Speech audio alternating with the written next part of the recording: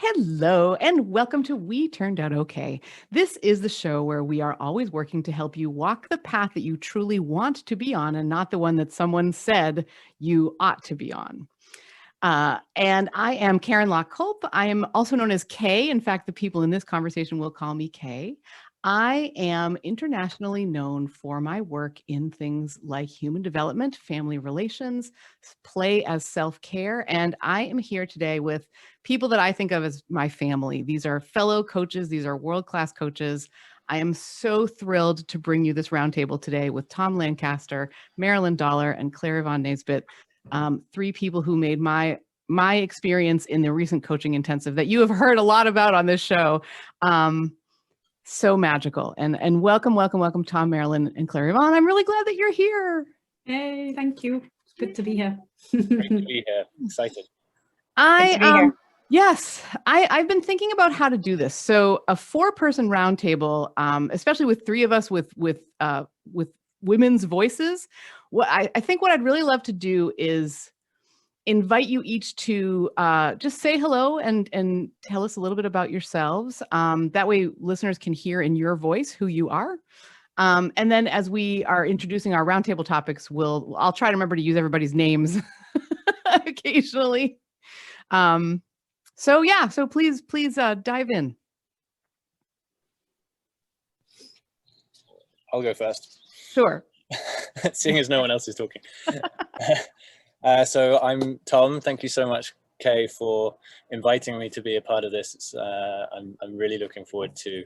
I think all 4 of us, we all have very different things to bring to the table. So I'm excited to see where we go. So I am based in Vancouver, Canada, and I help unsatisfied overachievers embark on the biggest journey of their lives, the journey back home to themselves. I lived a life which I describe as an extended PhD in not feeling anything, through boarding school and various challenges that I went through in my childhood. And I really love helping people come back to themselves and discover what it is possible to feel, and how getting access to that changes the way that we experience everything in life. So that's what makes me excited, and I do that through adventure. I talk about, and that's what I'm going to be bringing to this this conversation, I hope, is the concept of adventure as an attitude. Oh, awesome. Okay. No more hints though. Until we get there. Marilyn, can you share a little bit about yourself? Absolutely. I just want to say this already feels like an extension of RLI to me. It's so exciting to see you guys. I am based in Chicago, but like Tom, I grew up all over the world. My dad was in the Navy, so I was a Navy brat. And I moved 5 times just in the 2nd grade alone. And at the time, I hated. I'm an only child. I was adopted. I am in all these foreign countries. You have to learn the language if you want to have friends. But now, as an adult, it has prepared me for the 2 greatest jobs in the world. One, of course, is being a mom. And the other is having impact in the world. Mm-hmm. And 9 to 5, I have a job that I work for the best candy company in the globe, which I enjoy immensely. Best job in the world. I work with super smart people around every country you could imagine. And I also have a women's coaching business where I coach women to find their voice, to get noticed, and to make an impact in their business or in the job that they're working in. Oh, wow. So beautiful. And you're living that. So I don't know about you guys, but I had a love-hate relationship for college. I really wanted to be in the workforce. I wanted to see people who are actually doing stuff. I didn't want to hear from this professor who had no idea what marketing was like or advertising was like. I wanted to be in the advertising. I wanted to be in the world. And like Tom, I have learned, I've gotten my PhD from travel and meeting people and trying things. Can I just do this? And so that's what I incorporate. If I wouldn't do it myself, I wouldn't ask my client to do it. I love that. Yes. Thank you for sharing. Thank you for sharing, Marilyn. ClaireYvonne, how about you? Can you tell us a little bit about yourself? Yeah, beautiful. Thank you. It's a joy to be here. I am based in the UK, and I have literally transitioned everything in my life in the last 2 years, aside from gender and sexuality. Mm-hmm. So it's been quite an adventure, and this includes the journey from being corporate into being an entrepreneur. This includes being married to being divorced. This includes being probably an atheist to delving deeply into spirituality, changing my name. So when I look back, what I love doing is actually, I know I was incredibly stuck and full of pain from head to toe. Now I'm not. So I want to liberate people, and I love working with individuals who want to free themselves. Similar in a way to Tom, but actually in a different vehicle in a way. I was very active in doing. Like I'd ski, I'd climb, I'd be up mountains, I'd, always be outside doing stuff, never being creative. So my journey's been almost the opposite, in that I no longer do those things so much, but I found my creativity. So it's this piece around, even when you're like 46, 47, like me, you can still find new passions, new things that light you up, and let go of the old labels that we had. So again, I love working with groups. I love working with individuals, helping them light up inside and get unstuck from, be that a marriage, be that a career, or be that life in general, to blossom and reconnect. It's a bit like, as Tom was saying, is like reconnect with our body and soul. And the body is a vehicle to bond with and get familiar with, to help us do that. And we can do that by being outside in nature. I love being in nature. I'm quite happy to sit under a tree. I don't have to climb it. It's probably the difference. Yes, there's so much about slowing down, right? We can go and go and go and go and go and still not know ourselves or be able to connect with ourselves at all. So, that's beautiful. Thank you, ClaireYvonne. So excited to have you here. So excited to have the three of you here. And I thought, this is going to be a special kind of episode. This is a roundtable for everybody listening. This is one of my favorite kind of episodes to do. Because like Tom was saying, you just never know, what is somebody going to bring to this table.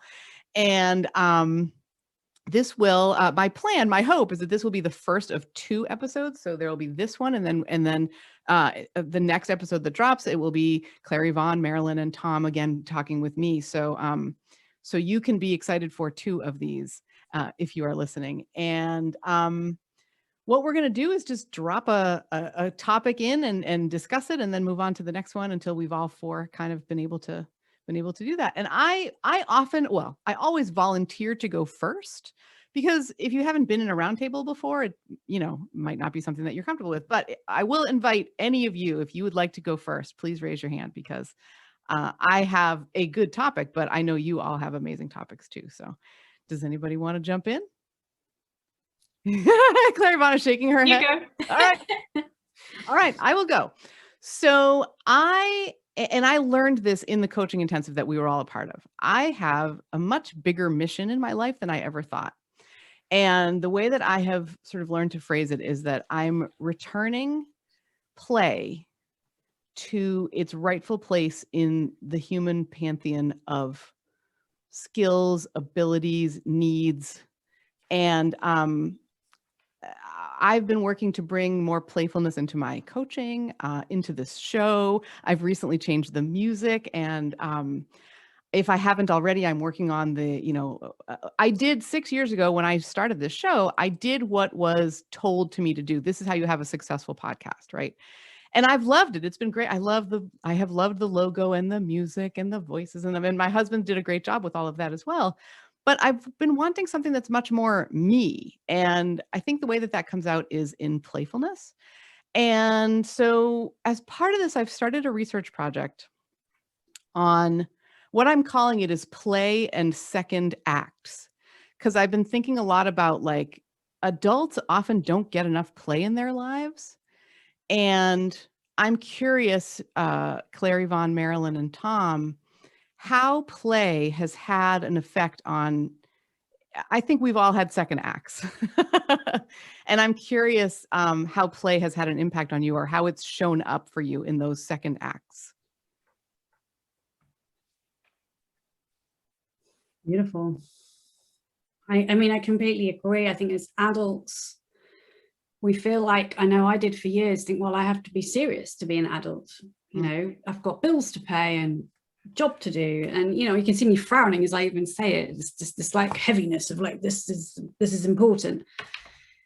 But nobody actually wrote a rule, or maybe subconsciously, perhaps a cultural rule, but there is no rule saying adult equals serious or adult equals no playing. And I think there's huge power in what you're saying. Play is a key for unlocking or reconnecting to our inner child in a way, which is part of us, even as an adult, and giving her some airtime is fantastic. And I guess you asked personally what that play could look like. And may, just before you respond to each of you, if that feels too deep, you do not have to go there. Right? I want to make sure that you never feel any pressure. If you have a story about play, wonderful. If you want to share about a client or if you want to share about some other aspect of play, I would never want you to feel like you're on the hot seat, man. This is where you have to share about your whole soul. So ClaireYvonne, I wanted to interrupt to make sure that before you share, if it's uncomfortable, you don't have to. So. Oh, thank you. I feel very comfortable. So I think in my intro, I alluded to it a bit, but I used to play a lot with sports, but again, I think I took them seriously. So I think for me, in my second act is this creative side. So it's playing in the creative world. And that for me in the last 8 months has been around writing poetry. Like I've never written poetry until October. And it's almost like giving ourselves permission to play, permission to write something that no one else may like, permission to write something that might sound a bit daft, permission to just flow and do something different that up until now I didn't think I could do. So to me, play is around permission to fail, a permission to try things. I mean, a 5-year-old doesn't worry when it's drawing it's drawing its picture of mummy and daddy in the house or sister in the garden, doesn't worry about whether the flowers are the right color or whether the roof is straight. They just do it. So as adults, if we can step into that flow place of, no one actually even has to see whatever we do either. If we don't want exactly. To. So who's going to judge it? Maybe nobody, because it doesn't even have to leave the confines of the house or the garden. So. Yeah, beautiful. Marilyn or Tom, what do you feel about this? Yeah, I'll tag on to ClaireYvonne. There's a few things that you said there. Give her some air time. That I am the exact opposite. My mother would say to me even in well into my 30s, life is not a party. When are you going to grow up and get serious? You can't be having fun all the time. And I'm just like, I think you can. I don't know, but I think you can. I'm going to keep having fun. And I just kept, yes, it was. Oh, come on, Marilyn. I have coached many women.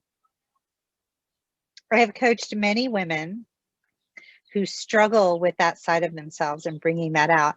And ClaireYvonne, exactly what you said, I will say to them, hey man, what would your 13-year-old self want to do? Is there some fun? Is there it's like that time right before you hit puberty when you're still unconscious of the biases and all the stuff going on around you. How did you play? How did you show up? Can you go back to that? There was a visual that someone shared in the RLI group, and it was think of yourself like a what are those Russian nesting dolls called? But think of yourself like that. All of those ages of yourself are still within you. How do you acknowledge them and use their wisdom and go back to places where they held joy for you? You were able to feel pure essence of play without judgment, right? Just like what you said, ClaireYvonne, you have permission to fail. But when you were that age, you weren't thinking, I'm going to give myself permission to fail. You're just like, I got to get this out of me. This is inside me. I have to express it.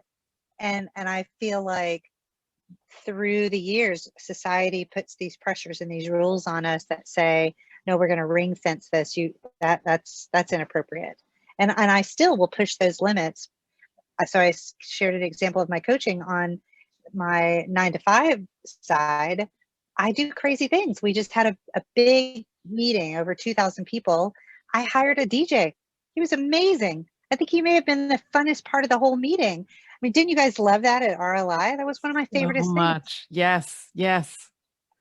I stopped going to the breakout rooms because I was like, no, I've got to be dancing. Like, I've got to be where, because there were lots of people there dancing. Like, there people I didn't connect with in any other place in the whole intensive, but we danced together like every day for 5 days.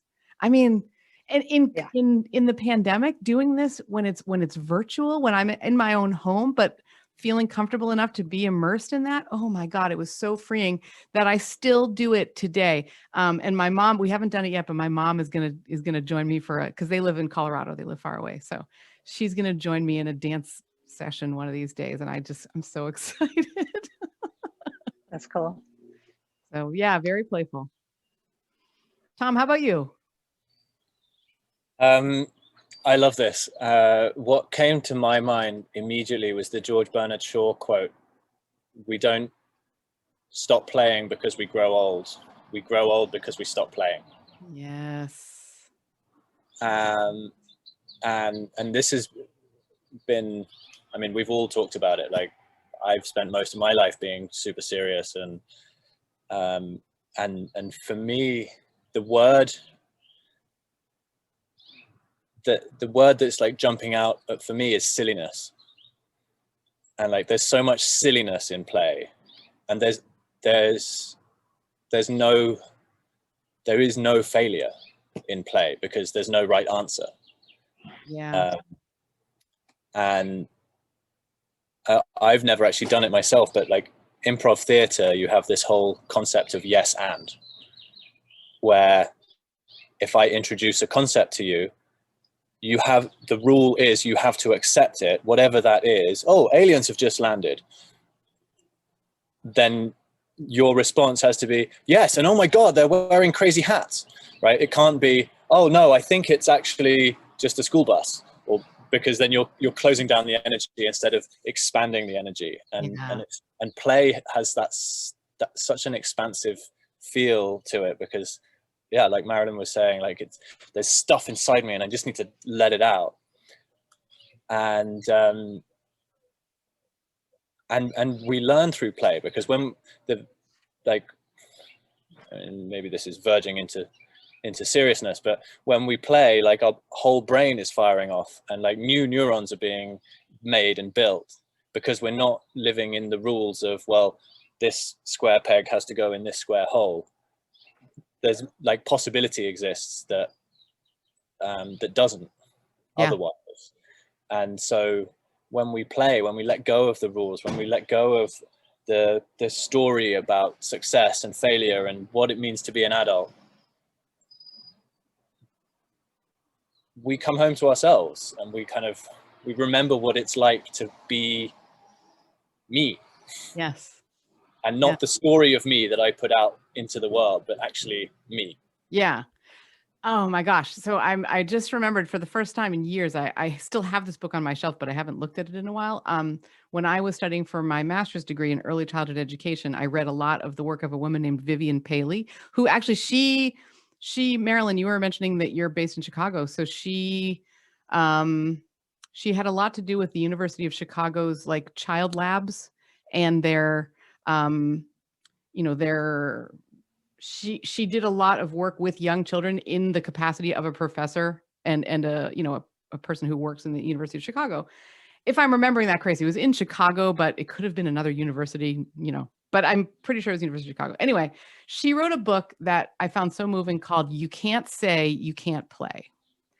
And she spent an entire year, the students in her classroom, in her preschool classroom, made the rule that if someone comes up to you and says, can I play? You can't say no. You have to say yes. And she not only did she do that, and you're reading about like interactions that the children are having and like what this is like for them, but she also goes to older kids and says, could this happen in your classroom? Do you think as a third grader, this would work? And those kids would be like, well, no, like I can see it working for the preschoolers, but it won't work for us at age 9 because we don't live in that world anymore. And it's fascinating just the way that the children take this in and the impact that it has on them. By the way, any books, any links that, links to each of your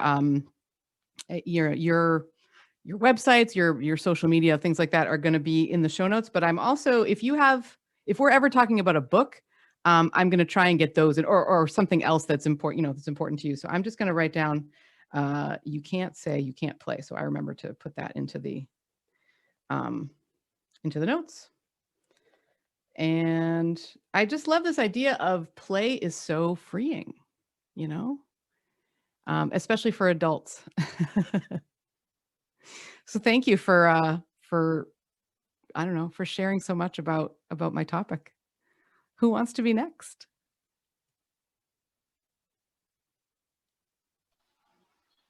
Oh my gosh, there's so much. So when you talk about play, Kay, what does that mean for you? I mean, how do you show up with that? Oh, I love this question. So for me, there have been several times in my life where it's shown up, but I think a decade ago, as we're recording, almost to the day, I developed a chronic illness. I developed a tendon disorder that came from antibiotics that I had to take for a thing that I had.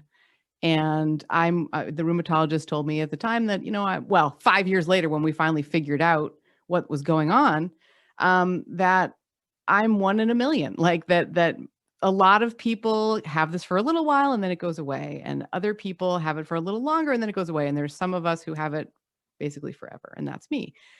And it's really interesting because only after I got the tendon disorder, which causes scar tissue in overused tendons very quickly, which took away my ability to walk more than a few steps. I needed a wheelchair for like 8 months, something like that. When I left the house, there was not a lot of playful feeling and there was basically a lot of pain, right? And then it happened with my arms, and I still deal with this today.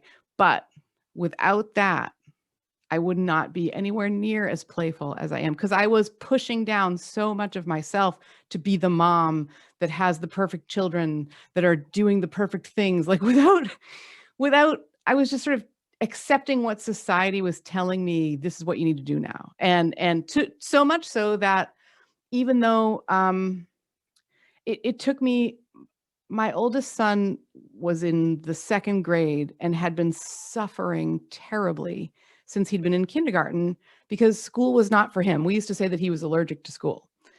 And it took me 2 years to be able to stand up and say, you know what? I know what I'm looking at here and I can do something about this. And so I used to sort of have this belief that like whatever I thought was wrong, whatever the Joneses thought was right. And in a lot of ways. And it felt very scary to be playful in those years. I laughed a lot, but there was something behind it of fear, maybe of sort of like someone saying, oh, that's inappropriate, to your word, Marilyn.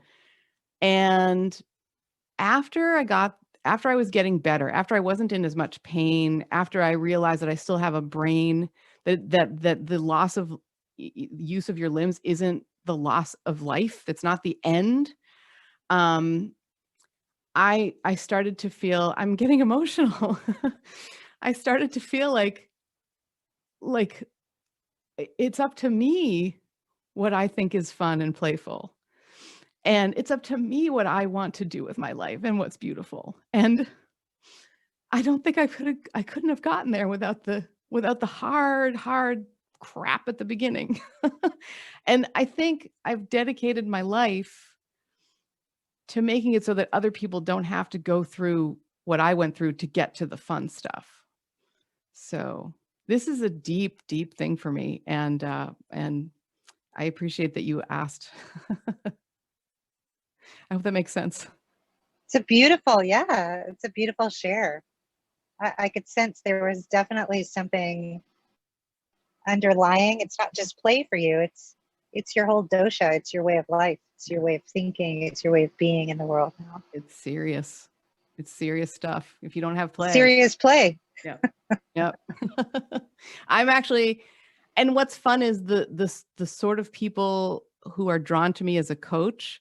I'm working with a woman now who told me at the beginning of our coaching together, she said, I had the fun bred out of me as a child. And because her mom grew up in a war zone. Her mom grew up in a place where there was no fun. And so what we're working on, she's in her 50s, and what we're working on is bringing fun into her life. And what does that look like for her? And it's beautiful. It's it's very fun. So what a transformation. Yeah. That's cool. Yeah. Yeah. So, woo, nice deep breath. I don't often cry on this show. Yeah, we're all woo. So, who else has a topic to bring to the roundtable? I can go. My topic is starting before you're ready. Oh, I love that. And how really we have this idea, we have this like imaginary line in the sand where when we get there, we'll be ready to do the thing. Whatever it is, have the conversation, start the business, launch the product, send the email. Like, I'm not ready yet, but when I get there, then I'll be ready. And Rich Litvin talks about this a lot, about the distinction between courage and clarity and confidence, and how we think that what we need to do a thing is confidence and clarity. We need to know what it's going to look like, and we need to know that we can do it. But we just need to do it, because we're never going to be ready. We never get to that imaginary line in the sand. And the reason why that's present for me right now is, what day are we today? We're Thursday. So last Thursday, I had a conversation with a company that I was put in touch with by David Taylor Klaus, who's also, probably everyone here is familiar with at least the name. Another amazing coach who's part of Rich's community. He put me in touch with this company who have a platform for running 30-day challenges.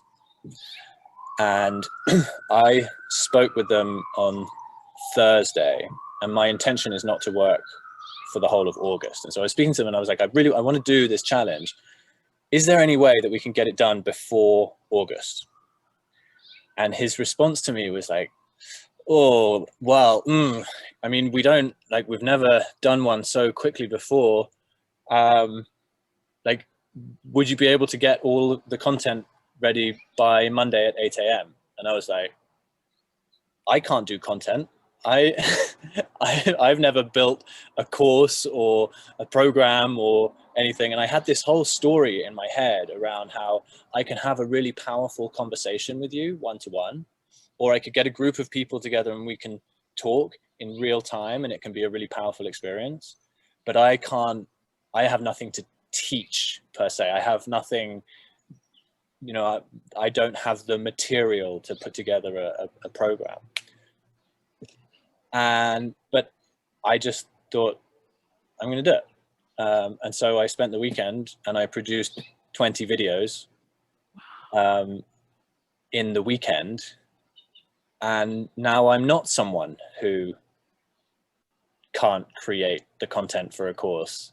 Like, I don't know whether it's any good. I think it's pretty good, but I wasn't ready, and I did it, and now I'm a different person. Now my whole story is different. Now I'm someone who can create on demand. Now I'm someone who can create at will. And the only way I got there is by doing it when I wasn't ready. I love by being curious about whether I could do it, and saying yes on the basis of the curiosity, rather than the knowing, the confidence that so often I myself in my life have waited for the right moment, and there is no right moment. So I would love to get all of your guys' view, feelings, opinions, thoughts on this as a topic. Well, I just want to say congrats, Tom. That's a huge, huge shift, man. Way to go. Yeah. Thanks. Yeah. Yeah, it feels pretty good. And it makes me think of about 20 years ago now, I had been taking aerobics and fitness classes, and I always loved them. And I went away and had a baby. And when I came back to the same class that I'd been taking, there was a new instructor, and she shouldn't have been an instructor. She really, she could not do the aerobics work. And I remember thinking, I could do better than this. And then I was like, well, you're going to have to put your money where your mouth is if you really want to, you know, whatever, be an instructor, take aerobics, because at that point that really felt like my only option. And so I was about 20 pounds heavier than I am now, which is still, you know, not skinny. Oh, there's a beautiful dog in the picture right now.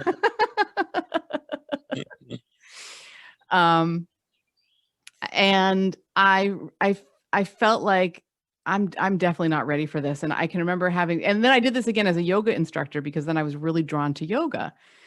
And both times I taught my first class, I went through probably 9 months to a year each of preparation. And then I was finally ready to sort of go and teach a class. And I didn't feel ready, but I was like, well, here I am. And I remember thinking at the end of the first version of each kind of class, so with first fitness class, first yoga class, I remember thinking, you'll never have to teach your first class of that ever again. And it felt so good and so freeing, because then I could only get better. You know what I mean? So Tom, that was what I was thinking about when you were sharing, because there is something scary about it, but there's also something calling you, right? Something pulling you in this direction feels like the good direction. Mm. I love, that's something that I've had before, that the feeling of never again can I say that I've never done X.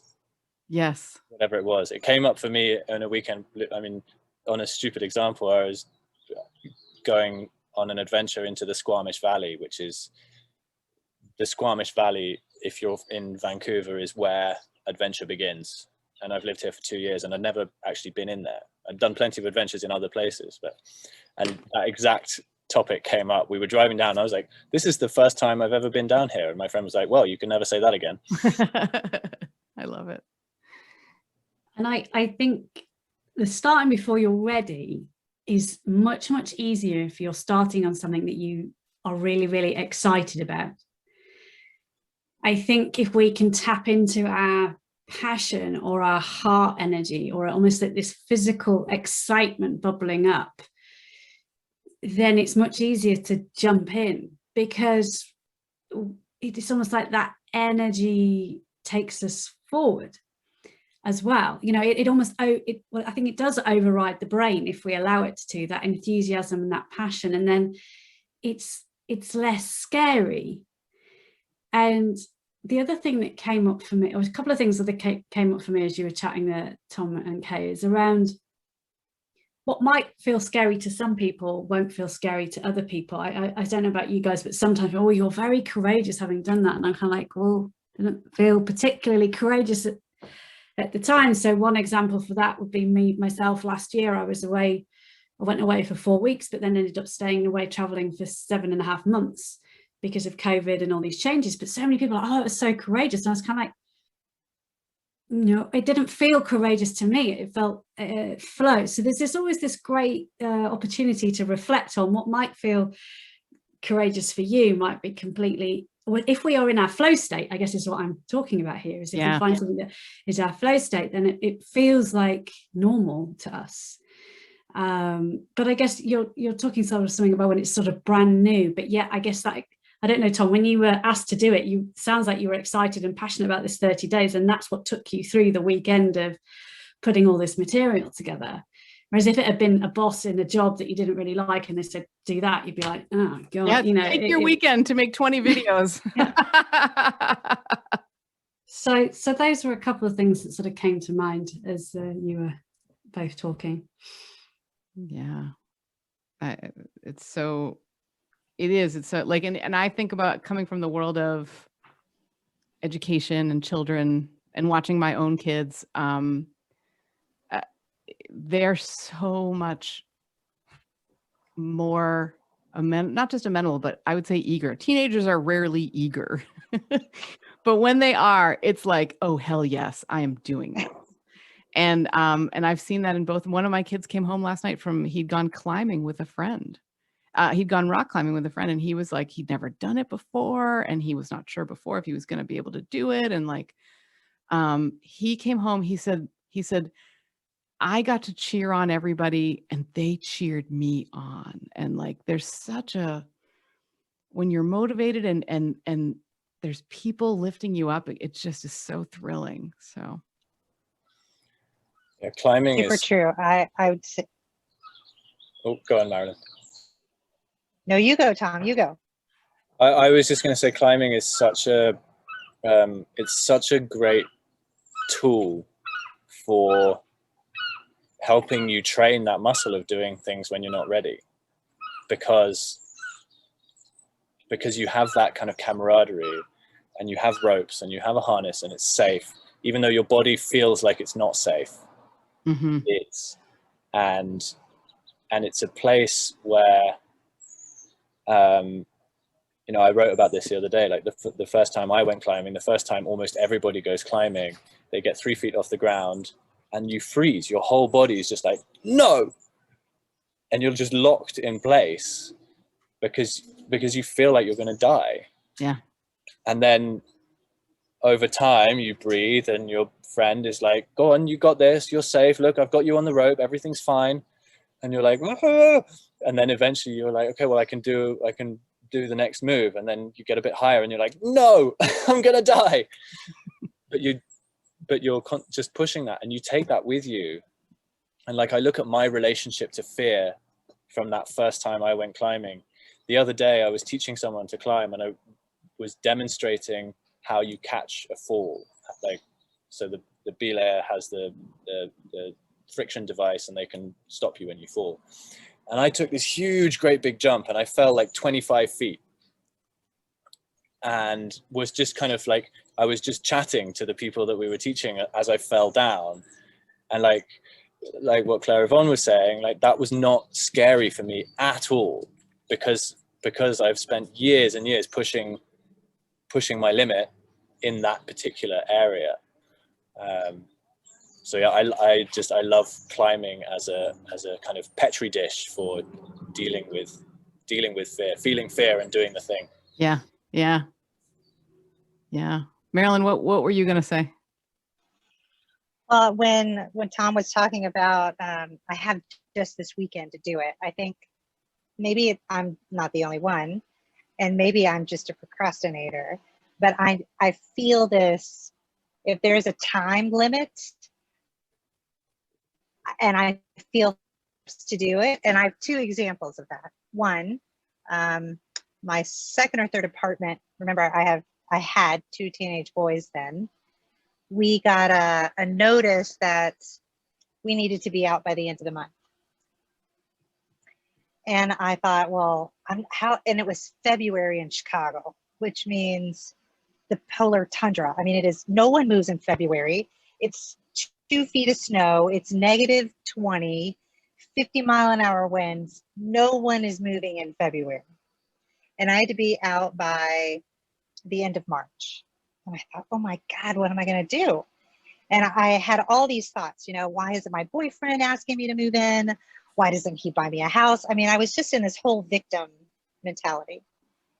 And my girlfriend said, why don't you take the night off from freaking out about it, and let's talk about it tomorrow. And she's a coach, a world-class coach. And she said, why don't you do a vision board? I'm like, those things, that's so dumb. That's not going to work. She said, just tear some pictures out of where you would like to live. And I just kind of got into this flow. So I did that. And then that afternoon, a girlfriend called and said, hey, I'm going to this thing at the Sears Tower, free, come be my +1. And so I went, and I'm networking, and I met this woman, and she's like, oh, I'm going to my north side my condo. And I'm like, oh, well, do you have another condo? She goes, oh yeah, I have one on the south side too. I'm like, oh, I don't think I could ever buy a condo. I was still in this victim mode. She's like, oh yeah, I'm a single mom. I've got 2 condos. I'm like, how did you do that? And she said, oh, there's a lot of programs. Just, you know, just look it up. I'll tell you what, just those 2 women cheering me on, speaking some truth into my life. 21 days later, I bought and moved into this house on my own. That's awesome. Never thought, never in a million years. Tom, I know it's not the same as creating course material, but that pressure, same thing.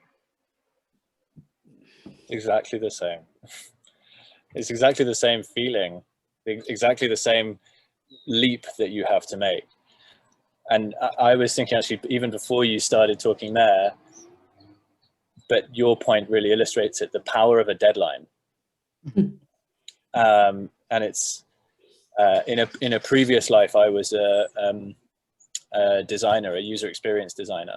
And one of the things that you're taught in design is to give yourself a deadline that's less than you think that you need for whatever it is. If you think you need 2 hours, give yourself an hour for the brainstorm session. If you think you need a week, give yourself 4 days. To just make it just a little bit unreasonable, because it activates something. It activates something in your brain that allows you to produce more in the 3 days than you would have done in the week. And like I was thinking with my course, if I had 2 months to do it, if I had decided that I'm not going to get it done by the weekend, so I'm just going to postpone it till after my break in August, I would get to my break in August and I would have done 0. And then I would still have ended up in a panic and had to do it in 2 or 3 days. But I would be doing it in 2 or 3 days, having spent 2 months criticizing myself and beating myself up about having not done anything. Yep. Yep. Wow. That's I'm just, because it would be the same result, but it would be so much more stressful and like less happy, less playful. It would be a worse result, I think, because because of that, I'd be going into it with so much stress and criticism and self-loathing and feelings of being a loser, whereas I went into it with curiosity and play, like we were talking about before. It was like I made it into a game for myself. It was like, I wonder if I can do this. Like, what if I could do this? If I could do this, what would I do? Rather than just starting from, well, I can't do this, so I'm not going to try. That's awesome. And that's been a huge shift for me over the last few years, is moving to that place of what if I could, what if it went right? Yeah. What if, you know, and because what we focus on grows, right? And if we focus on all of the things that could be amazing about whatever, that's what we'll notice. And if we focus on everything that could go wrong, I think did this come up in the RLI as well? If we focus on the consequences of action, then all we'll find is the consequences. Yeah. But if we focus on possibility, all we find is possibility. I love that. Yep. You look for evidence of what you believe, right? Yeah. Law of attraction. Yep. Yep. Tom, thank you. That was an awesome starting before you're ready and on all the cool discussion about it. So it is in by my clock, it's 2:00 in the afternoon, and we have an hour left together. And I'm thinking that what I'm going to do is be a little playful with it. So, because Marilyn and ClaireYvonne, we all want to be able to really discuss and talk about what you're bringing to the roundtable. So my thinking is, we'll do that. Then we'll, for everybody listening, this is how it's going to work, right? We're going to have our little break. And when we come back and hit record, I think we're going to there'll be a lightning round aspect to that. So Tom, we can bring some of this into what you were just talking about into our time here. And that way, when everybody listening, you'll hear this roundtable this week, and then next week you'll hear a couple weeks, you'll hear the lightning round. So, because I'm loving this and I don't want to take time away from it, but I also feel like doing something a little different with the next one could be a lot of fun. So are you in agreement? Mhm. I'm in. Giving nods. Awesome. Okay. So ClaireYvonne, would you like to be next? Would you like to share next about what your roundtable topic is? Yeah, sure. And I think I'm torn because there's a few different ones. But for me, the topic is finding our inner melody. Say again. How do we find our inner melody? Finding our inner melody. Oh my gosh, I love it. That is beautiful. When we exist in a world that is almost like we've got a garage band in our head, or there's Glastonbury open air concert is in your back garden all the time, metaphorically speaking. And then we wonder why we get lost and don't know what we want to do, because we've just got this noise. And I guess practical, what this looks like is iPhone, isn't it? Or we're on our phone, or we're on the internet, or on Facebook, or we've got that email, or we've got to take the dog to the vet, and we've got to get the kids to school. This cacophony, literally non-stop cacophony, prevents us from hearing our own inner melody. So how do we know what we want? Because we've already talked a bit about how our minds can derail us and send us in the wrong direction, or put fear into us, when actually we want to be following our inner tune. We don't want to be following, we know Kay loves dancing, but she's got her own tune she wants to dance to, as I have my own. And so for me, what this looked like, I sort of 20 years corporate, quit corporate, jumped straight into coaching business, a year of running coaching business headlong, full speed, and I knew I wanted to do coaching, so that's still the case, but I didn't pause at all. And the wheels fell off last spring. And I then gave myself permission, was challenged again by the RLI last year, what would be an impossible goal. And my impossible goal was to take 3 months off work, unpaid, no income, no coaching, nothing. So I took 3 months off so that I could get in touch with my inner melody. And then that ended up being 9 months off. So, hey, which has been awesome. So how do we, which I know everybody can't take 9 months off, but actually a lot of us probably could if we gave ourselves permission, which is fascinating from having done it and experienced all the friction and resistance to doing it in the first place. Even a month was scary as. Being on the other side of it, of how does one, as we're getting busy, I'm getting busier again, how do I stay attuned to my inner voice and my inner melody? So that was, I thought would be interesting to share how others have or are not connecting, or whether they've noticed similar. It's fascinating. I wanted to ask ClaireYvonne, what was that first month like? Were you like, I'm trying to picture myself doing that. And I can picture myself just banging my head against walls because what do I do here? And so let me just share this too. As of Friday, this coming Friday, I'm taking 3 weeks off, which I've never done never done it before. This really came about because of the coaching intensive that we were in, where it's like, you're invited to plan the life that you want. I want 3 weeks off. Yes, please. But I'm already like, what the hell am I going to do? Some of it's planned. There will be relatives visiting. There will be some things to do. But that 3 weeks is a long time. Well, I think, to be fair, the first 2 months were very planned, and had visitors and almost busy, but just not not even using the word work now. I'm now using joy creation. Joy creation for others is my work. But it wasn't it was really around me and doing stuff for me or with me and family. It took a long time, which is why I ended up needing the 9 months, because, and even today I was reflecting back on my time in Mexico and realizing how my days were actually still quite busy. Mm-hmm. And I'm kind of questioning, did I really slow down? How often did I have a day without a call, a Zoom call on it to somebody, even though I was halfway around the world? And so I had windows of it. I give myself, I'd have half a day with nothing in it, and I'd walk down the beach and go and fall asleep or do some exercises and maybe write a poem. And that was what was beautiful. But I think it takes courage to actually and block out the diary and have nothing in it.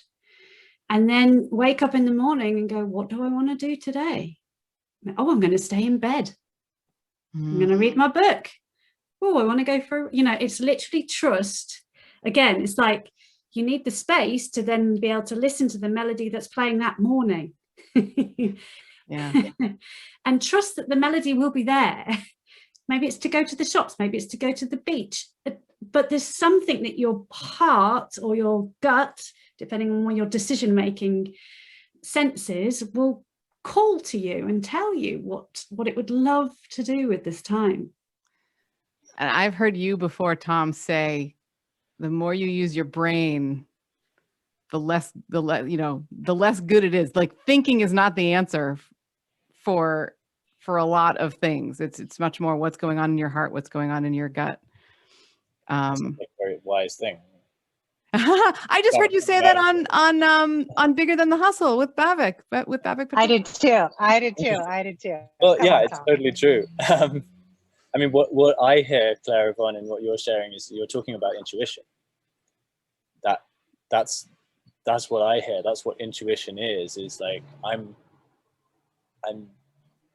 tuned in not only to what's in here, but what the universe wants for me, what the higher energy wants for me in that moment. And maybe it's to stay in bed and read a book. Maybe it's to produce a 30-day program in a weekend. Maybe it's to take a month off. Maybe it's to work 7 days a week. But the important thing is knowing when the thing that we're doing is serving us, and when it's either escaping or succumbing to social pressure or conforming or whatever. I can't remember who it was. Someone said that stress is basically doing work that you don't want to do, and doing work that you do want to do is passion. And one of them depletes your energy, and one of them fills up your cup.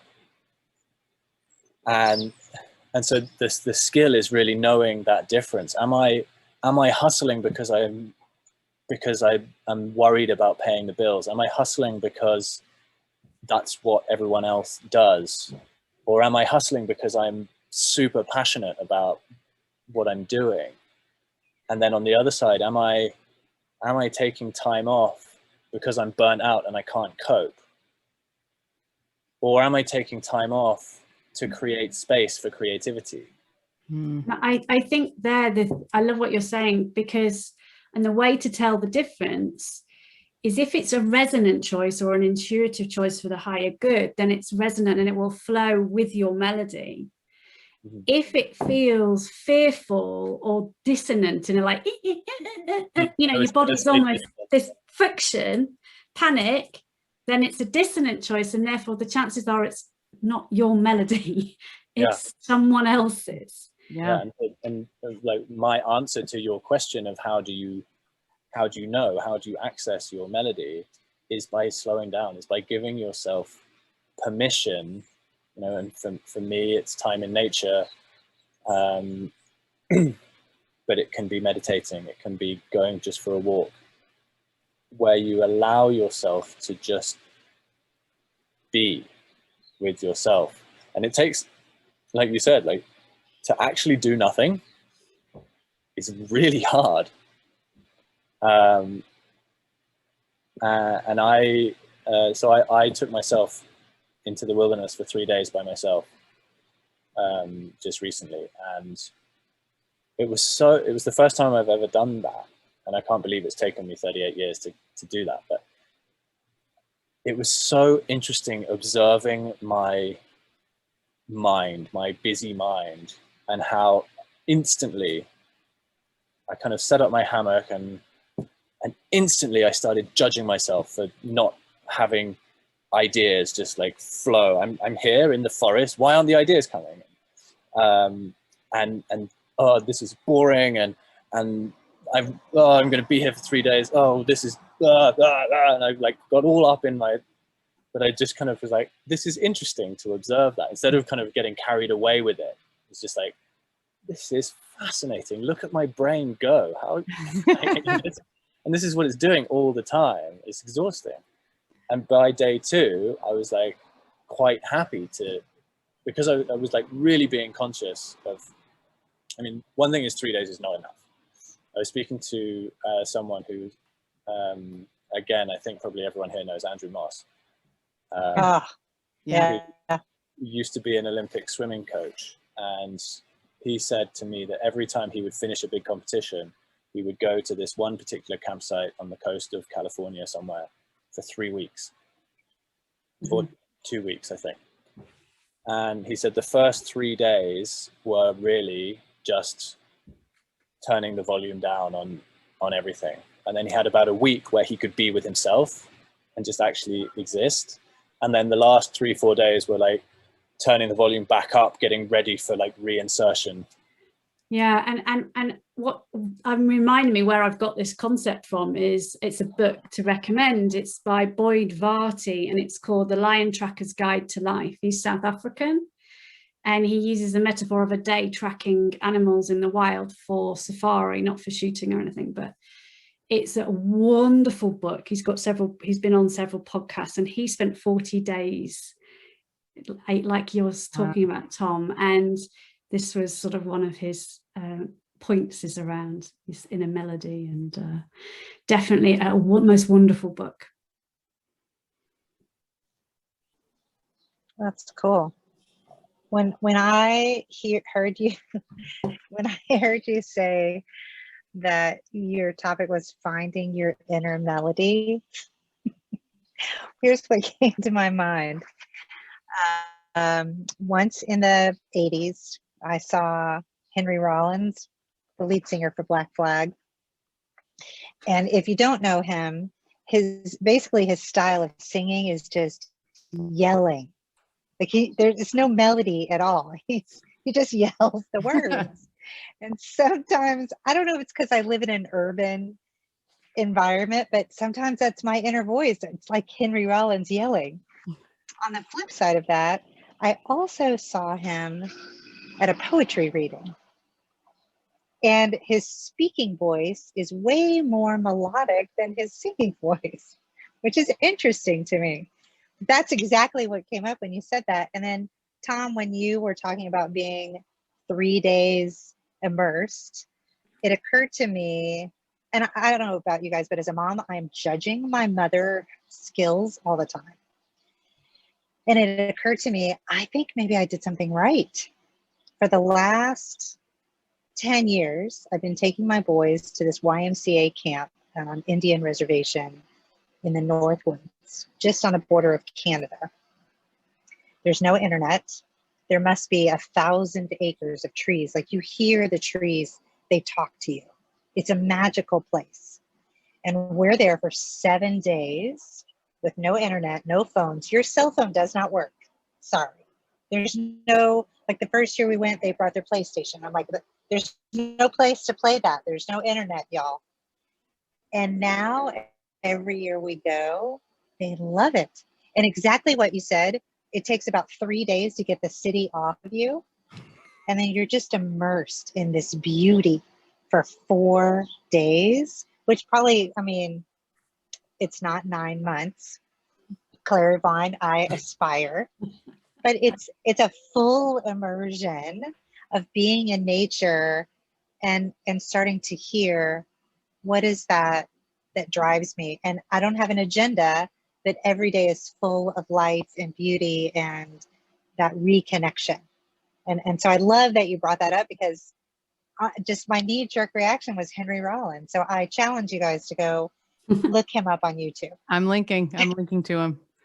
Hopefully I can find both poetry and singing, because I think that would be really interesting. I don't know if that's possible, but so it's funny, because as you've all been talking about this topic, I'm realizing that one of the things that helps me find my inner melody is like getting sick or being in the hospital.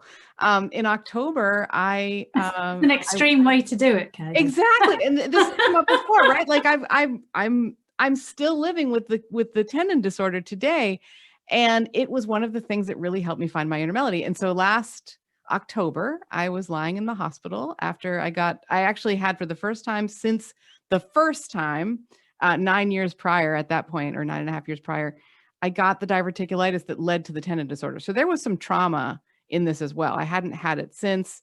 I'm in the hospital. It was in COVID, so no one could visit. There were no, it was just me and myself. But once I realized that this was not going to kill me imminently, once I started to be on medicine that helped me feel better, I was or not be in pain anymore. I was lying in the hospital, and some things were coming to me that I was realizing, like, I'm here because of the choices I've made, and I need to make some different choices. So what are they going to be like? How am I going to build from this?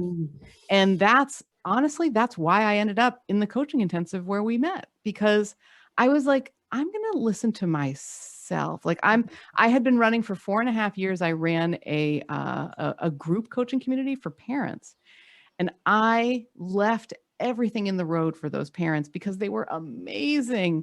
But I realized that I couldn't do that anymore. I had to stop because it was killing me. Like, I'm in the hospital because I've got all these places where I'm last on the list.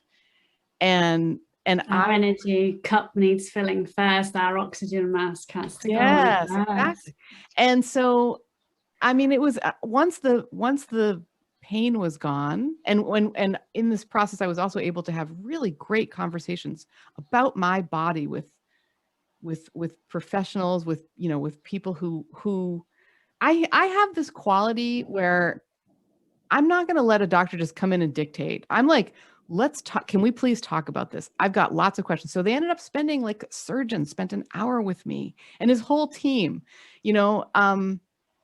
and other, gastroenterologists, other people. And so I'm getting all this really good information. And I'm also thinking, like, what do I want here? So most of the time in the hospital was really spent in building the future. And a lot of that, as I think about it, was really listening to that inner melody and saying, like, what do I want here? But what is it about society that makes us get to that breaking point? Because the same happened with hospital. I broke my 4 years ago, everything, stress head to toe, hair falling out. I broke my leg. I was talking about it today. And that was the universe intervening. Mm-hmm. I truly believe it. Slow down. If any of you guys are familiar with Joe Dispenza. Yes. Amen. Yes. No, I'm not yet. He talks about exactly this. Yeah. The way that he talks about it is because we're not specific in our requests. Yep. We just go through life and we're hustling and we're busy and we say, oh, I just need a week off. I just need a week in bed. I just need a week to do nothing. And then boom, flu. Yes. Yeah, you get a week in bed. But you're not specific, because what you're not saying is, I need a week to go and do an adventure in Spain, or I need a week to go and spend time writing my book by the beach and to be having fun while I do it. You're just like, oh, I'm so stressed. I need a week off. I need a week off. I need a week off. And you don't do anything about it. You don't make any choices around it. And then the universe is like, okay, well, you've asked for a week off. Boom. Boom. You've asked for a month off. Break your leg. So this is so interesting. With diverticulitis, what ends up happening is your life is not normal for probably about 8 weeks, because then you're home and and you're eating nothing, and then maybe you can have a little rice or something like that, right? So other people had to do everything because I couldn't. And I can remember my son picked me up from the hospital, and he drove me home, and he gets me settled on the couch because I mean, like, there's not a lot of moving going on, right? And the first thing I said to him was, Max, I'm so sorry. I'm not going to be able to keep up with this particular thing that I'd been doing. And he goes, Mom, you just got out of the effing hospital. Like, that's not your concern right now. And I realized I was still in this like, but I've got to be the response. I've got to, so, which is why we need to pause to listen to our inner melody, because if our inner melody is saying, you're exhausted, you need to rest, you need time out, we just steamroll through.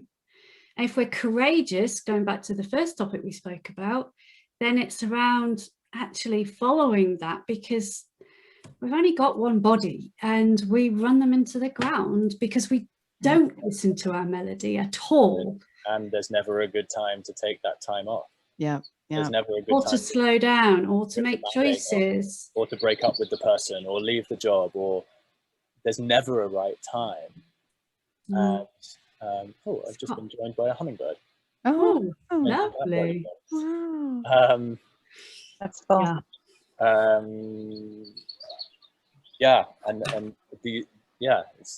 love how all of these topics are all the same topic, really. They're just like different angles on the same topic.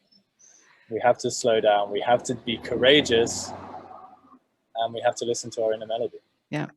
And we have to play. We have to play. Yes. ClaireYvonne, that was amazing. Thank you. Thank you. Marilyn, what you got? Oh my gosh, so many things come to mind. Productivity is a really big one for me. I just did a little productivity bundle for all my fellow coaching friends for many of the same reasons. They don't take time out. And a lot of us are working a 9 to 5 and a side hustle. And one of the things that I put together was, what are just the 3 things you have to do today? Just 3 things. I don't care about the whole list. What are the 3 things that are going to move you forward? But really what I started to encourage was asking for help. Doesn't mean you're weak. Doesn't mean you don't know. It just means you want to connect with someone else. And I don't know about you guys, but if somebody asks me for help, like I just coached a woman yesterday. She's like, I think I want to be in marketing, but I don't know the terms and I don't know how to speak the language and I don't know what I could do. And you know what? I was happy to help her for no other reason than, hey, think about this. Maybe ask this person, go do some informational interviews. Like I was able to give her a whole list of things to do. Go read this book, go, do some things. But she's like, I've never done this before. I've never talked to anybody about this. And not only do I find it interesting, and maybe Tom, I'm not sure if you've experienced this, but my boys, they don't ask for help either. It's not just a woman thing, right? But most, especially at work, women are very competitive with each other. And so what I've tried to do is say, hey, down south, so I'm originally from Tennessee, my granny taught me how to make biscuits. And I don't know if you guys have ever made biscuits or if you even know what they are, but they're little cakes about this big. I think we call them scones in the UK. Scones or scones. Yes, is a biscuit. I think. Scones? Okay. Yes, living in North America. They rise a little bit, and they're the most delicious, delectable, oh my God, things. Yes. Okay, so here's a trick. If you're making biscuits, so we make them with a big mound of flour, and then you make a hole in the middle, and you pour in your milk, your buttermilk, and your lard or your butter or whatever, and you mix it together until it feels right, and then you pat it out, and you make your biscuits. You put them all in a pan. When I was little, I never noticed this. And I just learned this recently. I would put them all on my cookie sheet. Well, my granny only had a cast iron skillet. So when she would cook them, they would all be smashed into that cast iron skillet. And I couldn't understand why her biscuits were always so as high as the skillet, and mine were always like skinny out of a can. And someone said, oh, well, they have to be touching. If they're not touching, they don't rise. They help each other rise. And ever since I did that, all my biscuits rise now. I love that. Oh, what a great story. Yes. I remember you wrote about that somewhere. I did. I remember that. Well, apparently, I was learning a similar beautiful story in that cacao trees, the cocoa trees, are in groves. If they're in their natural groves, they actually reach out and touch each other, and the branches intertwine and they communicate with each other, and the branches all have to connect with each other. But in modern plantations, they're in rows, so they can't actually touch with each other, and if one gets sick, they all die. Whereas if they're all connected in this beautiful matrix, they heal each other. Mm. And they produce more. Yeah, and they're more in tune and more natural. So the Mother Nature knows these things. So this is also making me think of one of our favorite places to visit when I finally got my head screwed on straight and we started homeschooling our children, was a place, it's called Old Sturbridge Village. It's an interpretive site where you are immersed in like the 1830s. And there is, among much else, gosh, do we love this place. There is a pair of draft horses that pull a gigantic wagon that can hold, the wagon itself, it has to weigh 1,000 pounds because it's got like 12 seats and it can fit like 40 people, and 2 horses can pull this, happily pull it. But one of the drivers one time was telling us that if I'm trying to remember exactly how this goes, like you don't ever ask a draft horse to pull alone is what I think it is. Because if you do, if they don't have their partner, they will become sad and they won't be able to pull. They won't be able to pull as much. And I thought about this a lot in the pandemic because we were suddenly all separate in ways that we'd never been asked to be separate before. I should say at the beginning of the pandemic, as I'm recording this in Massachusetts, our governor has recently said it's over here, right? But there are a lot of places in the world and a lot of people listening in a lot of different places where it's not over yet. And so, so I'm going to just, I don't edit, but I'm going to edit that and basically say, in the beginning of the pandemic, I thought of this a lot because we had to find different ways to pull together is really, and Marilyn, asking for help is really one of those ways.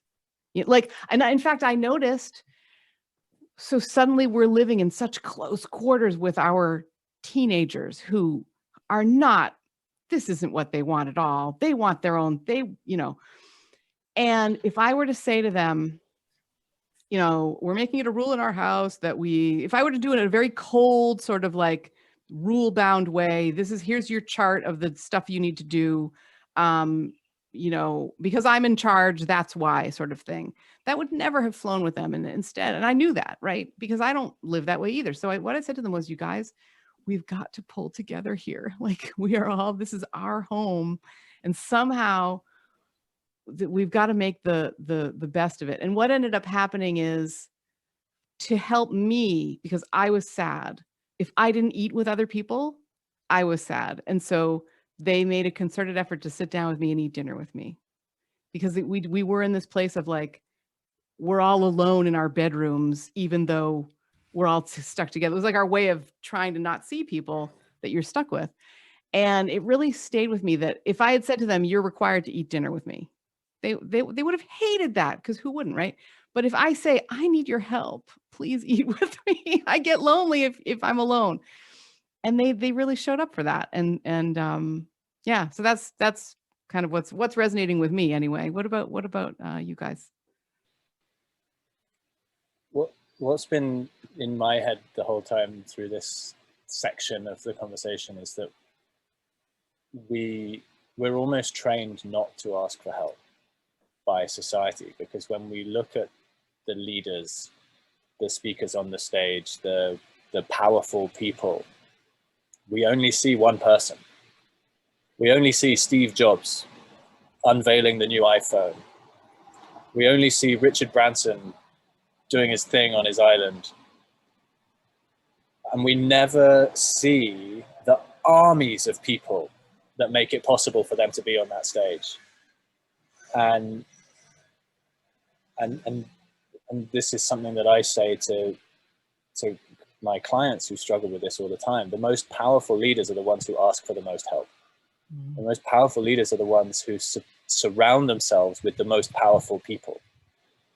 I don't know who it's from. I mean, a million people have said it, that we're the average of the 5 people that we spend the most time with. So make those people who can help you, because then you become them.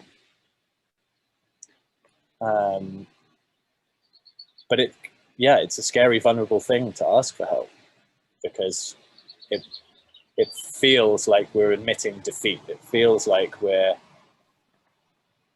I ask you for help, I'm saying I am a failure because I can't do this by myself. But it's not. And often when I ask you for help, I'm actually helping you. Mm-hmm. I'm giving you an opportunity to live into your gift. Mm-hmm. I think the irony is that we all love being asked for help. Yeah, because we Yes, yes. Like I have. Wait a minute. Help you. I have value. This person's asked me to help. I'm good I at can help. something. Yes. We're all getting asked for help, and everyone's like, "Please just ask me for some help." Yeah. Yes. Yeah. Yeah. Take my We're all help, desperate please. for recognition, right? We're desperate, especially now when we, as you said, Kay, we've been in our homes, locked away. We're just desperate for some kind of recognition. And it's such a gift to give that to someone, to say, I value your experience. I value what you have to offer. Please, will you share it with me? Yeah. So that we can both, I can't remember when we were talking about this before, but we can all, we'll like the biscuits, we'll scones. We can all rise together. I am going to get out a small pan and make biscuits. And I don't have a cast iron, but I do have like a square Corningware pan that, because I've been doing them spread out. I'm going to try that, Marilyn. I actually can't wait. Cooking tips. Woo! Cooking and life tips. Mm-hmm. Well, if we are ready, I think this is where I'd love to say goodbye to our audience for the moment, and then we will resume with a lightning round coming up in for us just a little while, but for them a couple weeks. Does that work? Sounds great. Thanks, Right. Kay. Thank you. Oh, thank you so much, all 3 of you for being here. I've got a lot of links that I'm going to be trying to remember to put into the show notes, and it's just been such a joy to really so my favorite times in this conversation have been when all 4 of us are unmuted and we're all jumping in, because we need to be polite. Sometimes there's sirens or birds or something like that, right? But or in my case, like trash removal. But it's such fun when we can all jump in, and I'm so glad that you were there with me today. And I want to say thank you so much to everyone listening. You make this life worth living for me, that you are here. I feel like we're holding hands. I feel like we're jumping off into the future together. And today we get to bring Tom Lancaster, Marilyn Dollar, and ClaireYvonne Nesbitt along with us. So that's been very, very fun. And finally, each episode, I have a huge thank you to our producer, the man whose voice you hear at the top of the show, the man whose audio genius makes it sound amazing. And most importantly for me, he is the man who is the 24-time winner of the Husband of the Year Award, Benjamin Culp. Thank you again so much for listening, and we will see you next time.